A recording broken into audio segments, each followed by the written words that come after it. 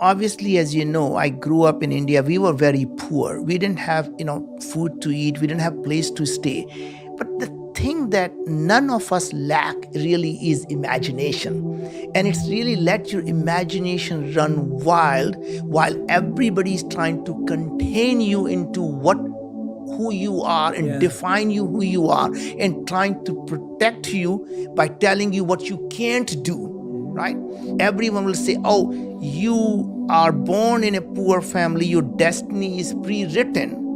You can at the most become an accountant and go find a government job that will actually be there for you rest of your life.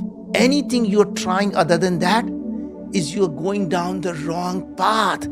And out of purely a good intention to protect you, they actually want to contain you to say that is not possible for you. So they're limiting your belief. And what really interesting I found was my mom just was she's alive. She just unbelievable amount of faith in me. So my dad will say, you will never go anywhere. So why are you trying here? Just go get the damn degree in accounting or something so you can have a job.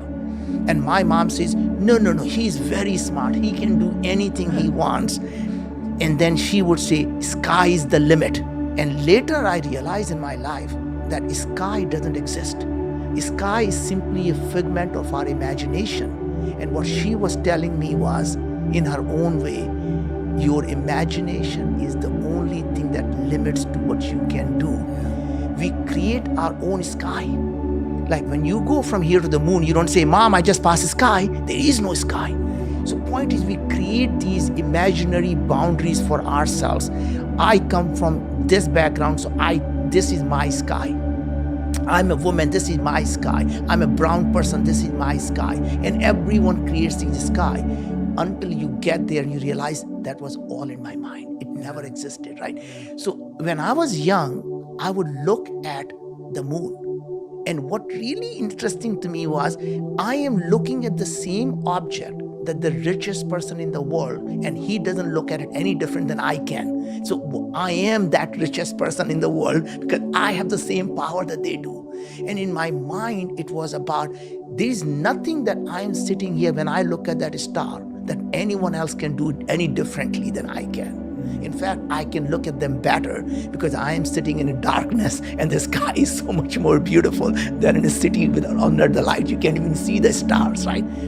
As I came to the United States and then I started to meet and learn from different people, and as I continued to grow, I started to surround myself with people who had, even bigger. So I thought I was a big fish in the small pond until I realized there was a big pond out there and I was a small fish. And then I started to grow again, right?